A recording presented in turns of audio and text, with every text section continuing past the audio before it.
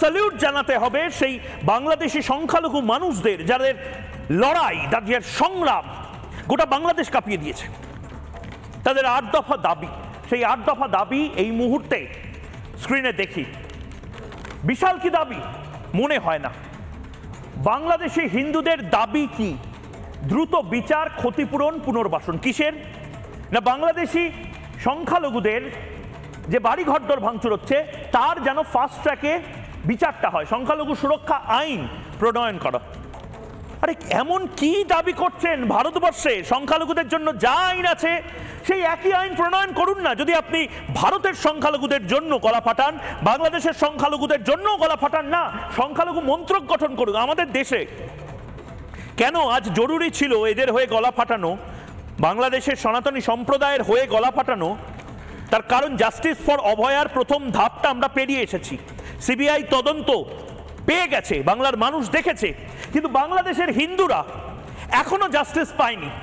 ভাবুন, বাংলাদেশের হিন্দুদের একটা ফাউন্ডেশন পর্যন্ত নেই। আমরা আমাদের এখানে ওয়াকফ বোর্ড দেখি, আমাদের ভারতবর্ষে আমরা বিভিন্ন হজ হাউসের মতন হাউস দেখি, কিন্তু বাংলাদেশে এই ধরনের কোনো জিনিসের বালাই নেই। দেবোত্তর সম্পত্তি সমস্ত লুটপাট হয়ে গেছে। বাংলাদেশে হিন্দুরা 1 ছটাক জমিও বোধহয় নিজেরা নিজেদের দখলে রাখতে পারছে না। দেবোত্তর সম্পত্তির পুনরুত্থান, শিক্ষা প্রতিষ্ঠানে সংখ্যালঘুদের উপাসনালয় কেন থাকবে না? যদি আপনি ধর্মনিরপেক্ষতা বজায় রাখতে চান বাংলাদেশের, তাহলে যদি সেখানে সংখ্যাগুরুদের উপাসনালয় থাকে, তাহলে সংখ্যালঘুদের কেন থাকবে না? এয়ারপোর্ট থেকে শুরু করে বিভিন্ন জায়গাতে ভারতে আছে আধুনিক সংস্কৃতি এবং পালি শিক্ষা বোর্ড। মানে বাঙালি যে একসময় সংস্কৃত পড়তো, পালি পড়তো, অর্থাৎ বৌদ্ধদের এবং সনাতনী মানুষের যে প্রিয় ভাষা পালি। আরেকটা খুব গুরুত্বপূর্ণ, এটাতে আমি পিসিআরকে বলবো থাকতে, দুর্গাপূজায় দেখুন ভালো করে, সামনে আমি দেখানোর চেষ্টা করবো, দুর্গাপূজায় 5 দিন সরকারি ছুটি। সরকারি ছুটি পায় না বাংলাদেশের হিন্দুরা। এই যে আমরা যখন আনন্দ ফুর্তি করি, বাংলাদেশে 5 দিন, ষষ্ঠী, সপ্তমী, অষ্টমী, নবমী, দশমী, এই 5 দিন কোনো ছুটি নেই বাংলাদেশে। জাস্টিস ফর বাংলাদেশি হিন্দুস কি বলবো না? দুর্গাপূজায় 5 দিনের ছুটি, এবং এরপরে আবার আমি প্রথম থেকে এক ঝলক দেখে নিতে চাই। দ্রুত বিচার, ক্ষতিপূরণ, পুনর্বাসন। যখনই যা প্রপার্টি ভাঙচুর হয়ে যায় হিন্দুদের, সেগুলো যাতে দ্রুত ব্যবস্থা নেওয়া হয়। সংখ্যালঘু সুরক্ষা আইন প্রণয়ন করা হয়, সংখ্যালঘু মন্ত্রক গঠন করা হয়। বাংলাদেশে কোনো সংখ্যালঘু মন্ত্রক নেই, সংখ্যাগুরুদের মন্ত্রক আছে। হিন্দু ফাউন্ডেশন গঠন। আরে হিন্দুরাও তো মানুষ রে ভাই, হিন্দুদের জন্য কোনো ফাউন্ডেশন থাকবে না? দেবোত্তর সম্পত্তি পুনরুদ্ধার করা, শিক্ষা প্রতিষ্ঠানে সংখ্যালঘুদের উপাসনালয়। খুব কঠিন কি কিছু? আধুনিক সংস্কৃত এবং পালি শিক্ষা বোর্ড। দুর্গাপূজায় 5 দিন সরকারি ছুটি, বিশাল কিছু বলেনি। সংখ্যালঘুরা যে কোনো দেশে বিশাল কিছু দাবি করে না। মোহাম্মদ ইউনূসের কাছে সবচেয়ে বড় চ্যালেঞ্জ, আবারও বলছি, মোহাম্মদ ইউনূস আজ ঢাকেশ্বরী মন্দিরে গেলেন। ঢাকেশ্বরী মন্দিরে গিয়ে মোহাম্মদ ইউনূস এই বার্তাটা দেওয়ার চেষ্টা করলেন, কিন্তু এই বার্তাটা তো আগে দেননি মোহাম্মদ ইউনূস।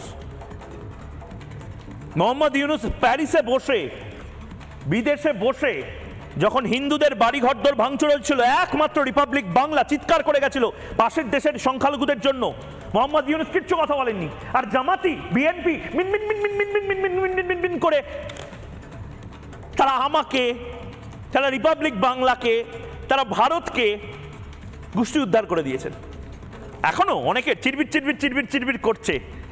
তারা ভেবেছিলেন ময়ূক আর বোধহয় আসবে না হিন্দুদের হয়ে কথা বলতে। তারা ভেবেছিলেন হয়তো ময়ূক বাংলাদেশের সনাতনীদের জন্য আর কথা বলতে আসবে না। ময়ূক ব্যস্ত হয়ে পড়েছে পশ্চিমবঙ্গের জাস্টিসের জন্য। ভুলে গেছে যে পশ্চিমবঙ্গের অভয়ার জন্য ময়ূক যদি জাস্টিস চাইতে পারে, বাংলাদেশের হিন্দুদের জন্য জাস্টিস চাইছে। কারণ 1,45,00,000 মানুষ ফেলনা নয়, তাদের কেটে বাণিজ্য জলে ভাসিয়ে দেওয়া যায় না।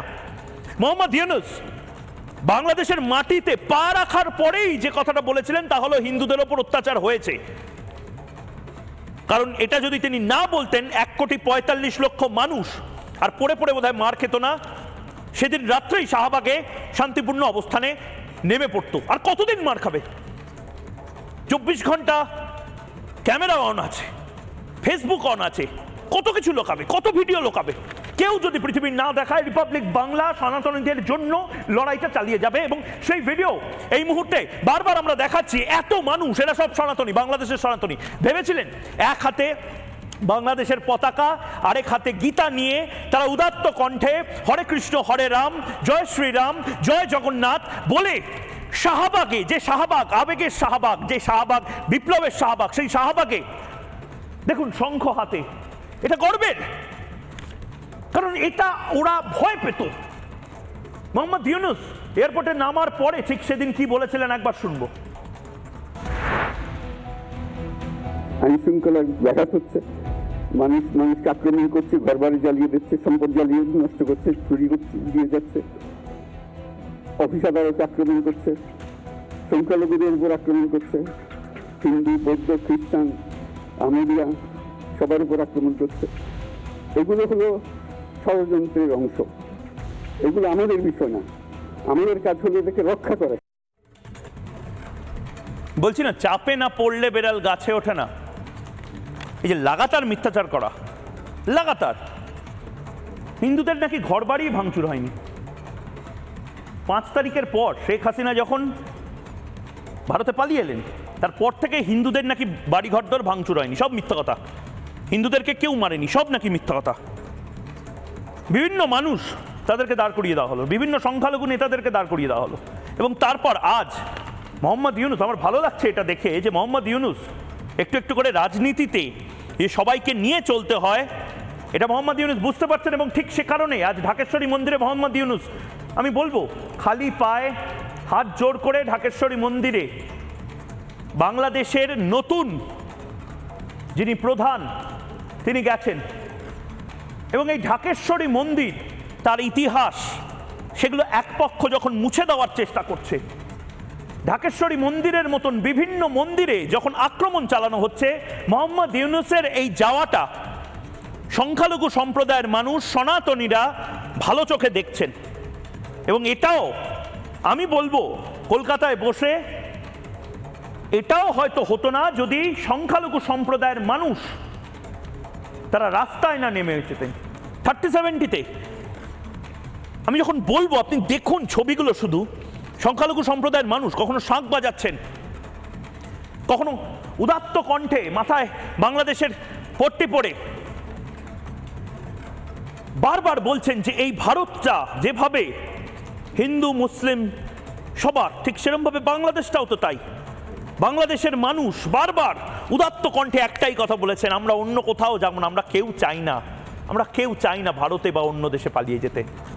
এ দেশ আমার, পূর্ববঙ্গ আমার ছিল, আমরা এত বছর ধরে এই দেশে লড়াইটা দিয়েছি, এ দেশে মাথা উঁচু করে বেঁচেছি। এবং দেখুন আজ গায়ে কাটা দিচ্ছে আমার বিগত 3-4 দিন ধরে।